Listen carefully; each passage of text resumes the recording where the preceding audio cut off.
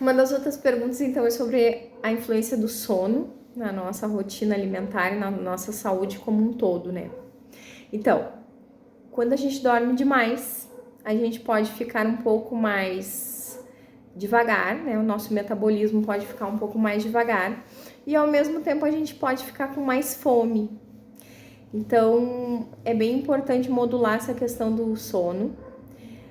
Quem é CAFA, por exemplo, a gente estava comentando lá no grupo a importância de não dormir depois das 9, tá? 8 horas é um horário ótimo para o CAFA. Então, o CAFA precisa dormir o suficiente, mas ele não pode dormir até muito tarde, porque senão ele torna o metabolismo dele muito mais devagar. O PITA, por exemplo, como ele não sente muito sono, ele tende a se sobrecarregar, dormindo pouco, né? E isso aumenta a sua fome.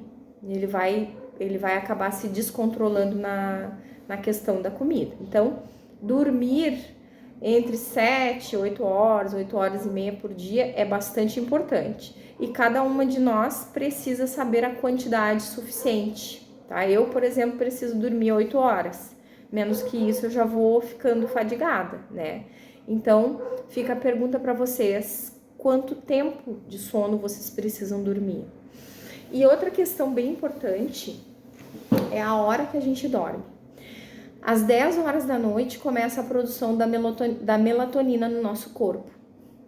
E, aliás, às 10 horas da noite existe um pico de produção da melatonina. A gente começa a produzir a melatonina às 6 da tarde e o pico é às 10 da noite. Então, o que acontece? Se a gente não dorme até 11 horas, a gente perde esse pico de melatonina, que é um hormônio que produz essa sensação de relaxamento para a gente dormir.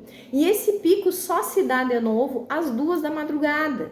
E se a gente não dorme às 2 da madrugada, ele só se dará novamente por volta das 6 da manhã. Então, por isso é que a gente não deve deixar para dormir muito depois das 11 horas. Porque o nosso corpo começa a produzir melatonina e ela não é usada até que vai chegar um ponto que a gente não produz, certo? E outra coisa que também acontece é que existe um outro hormônio que é antagônico à melatonina, que é, agora vai ficar no próximo vídeo, tá?